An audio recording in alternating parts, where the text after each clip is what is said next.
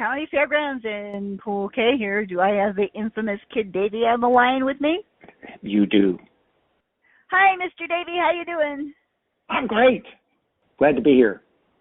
Okay. All right. So you do a lot of different things, and you're a magician. And Yes. Did you start out as a magician? Yes. Well, Okay. no, actually. It didn't take long to get there, though. My first move in the entertainment industry was pantomime. Oh, all right. All right. So you're a performer. Have you ever done anything else besides being a performer all your life? Yes. Okay. I've been a poker dealer. Oh. and blackjack dealer. Okay. I have been a taxi driver, and I've also been an investment banker. Wow, that's quite a difference in careers, dear. I know. I'm aware. Okay, so, not everybody who does all different kinds of things goes into being a magician. How did that happen? Well, that is actually a very interesting story. That all stems from teachers. Teachers that when you come back from summer vacation, the first thing they ask you is to write a one-page paper about what you did on your summer vacation, and then the next week the question turns to, what do you want to be when you grow up? I was consistently a fireman or a policeman, and I knew that's not what I wanted to do, and it bothered me. Okay. And oddly enough, it had to be a Friday night because it was late. Tonight Show, Johnny Carson was on. And it hit me just like a bolt of lightning. And I said to my mom, that's it. That's what I want to do. And she's looking at me like, okay, what are you talking about? I said, that's what I want to do. And she said, what do you want to do? I want his job. I wanted to be Johnny Carson. I wanted to be a late night talk show host. Okay. Because that's not a magician. Well, no, it's not a magician. But my mom, being pretty wise, said he's the only one in the world that does that. So your chances are pretty slim of you doing that. But he started out as a magician. He did? I didn't know that. Yes, he did. He sure did.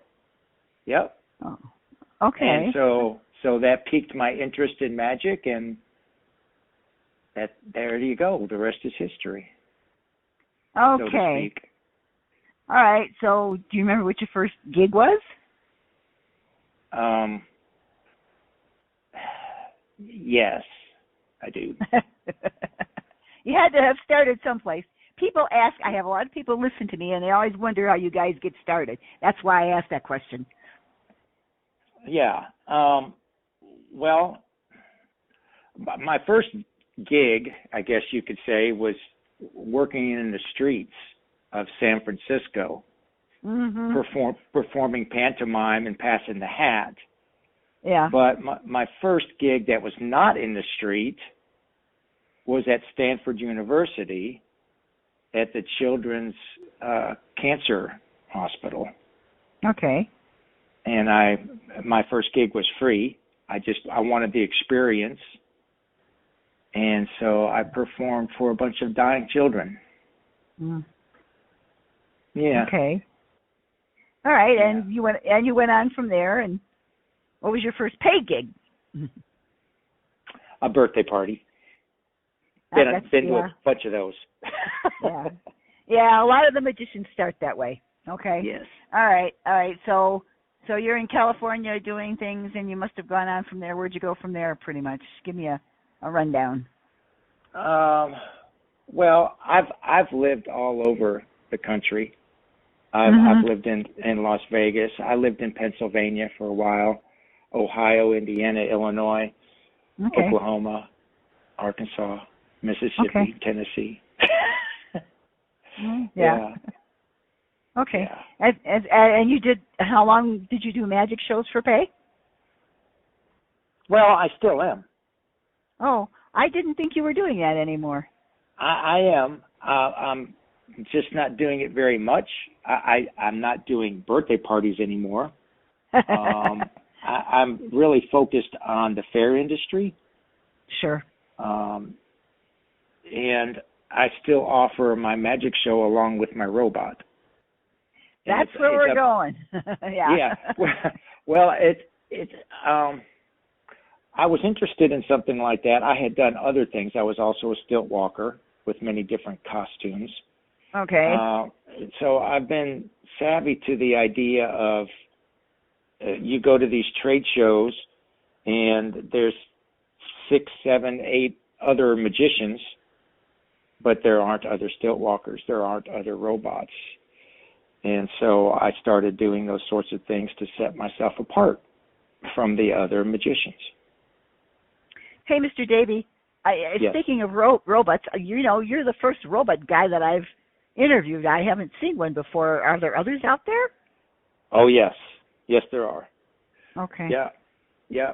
Quite a few, actually, different sorts. There's one that's very well known, and then there's a bunch of us that are not as well known, and then there are some that go into the transformer type of robot, which is different. But anyway, so how long have you been a robot? I have been a robot for 6 years. Okay. And you do that more now than magic shows? It is the primary thing. It's what gets the interest more than anything. And as far as fairs are concerned, I give them the option of magic show or robot. I work 3 sets a day. Mm-hmm. Usually their choice is either all robot or 2 robot sets and 1 magic show, which to me makes the most sense because then you're getting 2 performers basically for the price of 1. So do you know what some of your first gigs were as a robot? First gigs as a robot. Well, that would be a fair. I broke it in at fairs, but I was very versed in the fair industry when I did that. Okay. And I had strolling also doing the stilts. And I also used to do a cowboy riding a giant chicken. I like that. Oh, it's hysterical. And people will do just what you did, just by the visual of it, just stop in their tracks and start laughing. It's great. Doing the robot thing now, right? Yes. The drawback to the cowboy riding a giant chicken was that it's like taking baby steps. Mm-hmm. And so you can't get very far. And the robot has a scooter that he rides, and so can get all over the fairgrounds in 1 set. Okay, it's smarter. So you're a grounds act, basically. I am a grounds act. Yeah, that's fine. We're the heart and the soul of a fair. Yes, yeah, yes, we are. Sure. You can greet people at the gate when they come in and walk all around with them, and I bet the kids love you. Yeah, most of them do. Yeah, there's still some kids that, like for clowns, they're not sure, but most kids just they want to hug my leg, they want to high five me, they want to talk to me, and for so many kids, I have been their first robot, which is pretty cool. Yeah, well, you're a pretty good size robot, dear. Yeah, I am. Yeah. Okay, so if you do a magic show, what is your magic show? I mean, I would take it that you bring everything that you need. I bring everything I need. I've been doing this for over 40 years. Okay. And I come pulling a travel trailer, and so I almost always stay on the fairgrounds. And if they want me to provide a stage space, I park my travel trailer and have backdrops that I set up next to it and just work right out of the side of my travel trailer. Oh, and how long's your magic show? 30 to 35 minutes typically. Okay. It's audience participation, so can't really nail it down any closer than that because it depends on the audience. You know, one of the questions I like to ask you guys as I interview you is, this is all, there has to have been some bad experiences that made you rethink this. Oh, I have thought to myself countless times, what was I thinking? But the long and the short of it is, even though it takes you away from home, from your family and all of that. Those kids that you were talking about earlier, you know, that they must love me. That's why. It's for them. To see the joy on their face when I'm a robot, to see the amazement in their eyes when I perform a magic trick, it's priceless. So you're primarily performing to the children then? No. No? No. You would think so, but no. The adults love the magic show just as much as the kids, and most of them also enjoy the robot just as much. I have bikers come up to me, you know, pretty regularly saying, "Can we get your picture?" You know, it's not just for kids. Kids are the yes, there's more kids than adults, but yeah, there's plenty of adults that want to do it too. Okay, so are you a married guy? I am not. Oh, so you don't have any kids of your own? I didn't say I don't have any kids. Gotcha. I have been married. I just am not. Okay. I have two daughters. What do they think of this? Oh, they're proud of me, and I get a lot of love from them. And the youngest daughter has been in my show. She's been an assistant, and yeah, no, they're behind me all the way. And I have to ask, I'm kind of curious. How old are you, Mr. Kid? I am 68 years old. But so you've been at this for quite a while. Over 40 years. Wow. Yeah. So how long do you think you're going to keep going? I know I got a couple more years in me. Fortunately, I've taken good care of myself. Yeah. Yeah. So even though I am 68, I don't feel 68. Most people say I don't look or act it either. So I'm having fun. Why would I stop completely? So is there any reason that, you know, you've thought about that you're sorry that you did this? No. Okay. I truly believe that I'm on the path that I am supposed to be on. I don't waive my religious beliefs very often, but the truth of the matter is, I prayed about this really hard before I decided to get into it. I wanted to make sure that this was not a total waste of my time, and I got an answer. Okay. And I believe I'm on the correct path. Okay. I've had a great life. I've done amazing things. I've been on the Tonight Show. Okay. Okay, that's cool. Yeah, I had my own TV show in Memphis, Tennessee, hosting children's cartoons from 3 o'clock to 4 o'clock Monday through Friday. I mean, I've done a lot of amazing things. Sounds like it. So there hasn't been any real bad experiences? Well, there was one really bad experience. It was COVID. Yeah. COVID-19 was horrible. It was like 2 years of not working. Yeah, we lost a bunch of fairs and festivals, and we also lost a bunch of performers during that. Believe me, I know. Okay, but you know, you'd say that pretty much you haven't had any bad show experiences with any of the fairs or festivals. Not really. I mean, I'm sure there's some that were less desirable, but I don't know. Maybe it's just that, you know, I choose to remember all the good times. Have you been overseas? Where have you been? Japan. Oh, cool. Yeah. Worked there twice.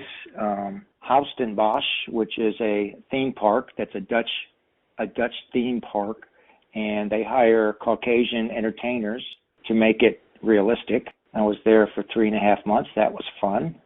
And I also went to an amusement park, and I'm trying to think of the name of that, a month. But they had some sort of American month and had several entertainers come in for that. You'd recommend a career in this to somebody? Yes, but not just anybody. Okay. Yeah, it takes a certain personality. You have to have a lot of perseverance and a lot of understanding, and it takes so much time in the beginning, you know, practicing your show and buying all the things that it takes and creating a route, and it's not for everybody. Do you do your own booking? I have agents, and I've had some big agents, you know, over time. It's like, well, it's a job for me that I want, so I'm moving on. So you wouldn't mind if your two daughters went into something like this, then, I take it? No, I wouldn't mind it, but they're on their own path. Human resource manager, and the other one is a personal trainer, kickboxing instructor, and a mother of 5 that just is a dynamo. Oh. Yeah. Yeah. So I'm very proud of them as well. I can't even imagine having 5 kids, dear. Yeah. And she's only 32. Oh, maybe she could have some more. No, that's not in the plan. So what do your grandkids think of you? Oh, they love me. They just absolutely love me. And I've got, the youngest are 2.5 years old. I got twin granddaughters that are 2.5. Mm-hmm. And this last Halloween, I came to their house and got in my robot suit. And now they have toy robots, and they talk to them as if that was me. Yeah, That's the cute. cutest thing. Yes, it's the cutest thing. I bet you're a hit on Halloween, dear. I am, yes. So do you do Halloween shows? Sure, as long as they pay me. I used to work for free in the beginning, but not anymore. I gotta pay the bills. All right, and then one of the questions that crossed my mind too is, where in the heck did you get that costume? What did I get? What? Where did you get your costume, the robot costume, from? That was an interesting story too. I'll try to tell you quickly. I was on the fence. I knew of a company that made them, and I knew of a friend that bought one. But he bought it with a partner of his. Their plan was to ship it back and forth and, share the time with it. But they each only used it once, and they had owned it for over a year, and they were shipping it back and forth. And anyway, long story short, I was about to buy one of these from the manufacturer, and I asked my friend, could I try that on? I want to see how it feels, if it'll fit me and everything before I invest. And he said, I'll make you a better deal. Let me talk to my partner. We're not using ours. I'll sell you ours. And so I got mine very gently used from a friend of mine. However, that was my original. People were asking me at trade shows how tall my robot was. So apparently size matters. That's how I got to the current robot. I morphed it with a different helmet and different legs, which made me bigger. So that's how I got to where I'm at now. It's manufactured, but it's my own touches, my own twists, my changes. I've had body shops work on my robot multiple times. We're tweaking it, making it more user-friendly.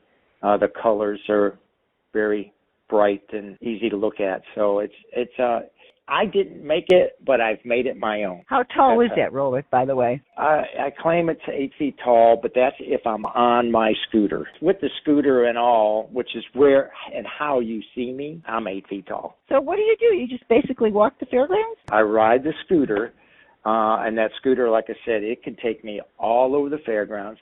So, I'm looking for people. I'm saying hi and just interacting with them. I have a tablet, an iPad on my chest, so sponsor logos could be scrolling on there. It could be event information, times and such.